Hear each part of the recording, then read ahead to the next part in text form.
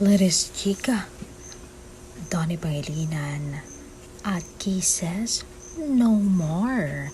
Yan ang nilinaw ni Donnie nagsalita tungkol sa kanila ni Kisses.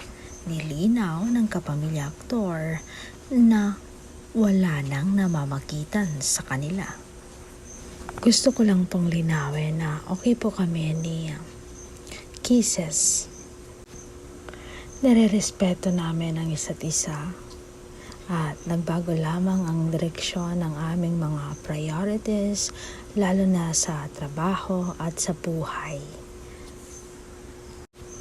And alam niyo yun, sana ipatuloy niyo kaming suportahan sa kanya-kanya naming journey.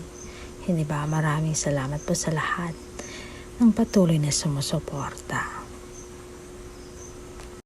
And sana po ay tigilan na natin ang pagpapakalat ng mga maling kwento o false narratives tungkol kay Kisses.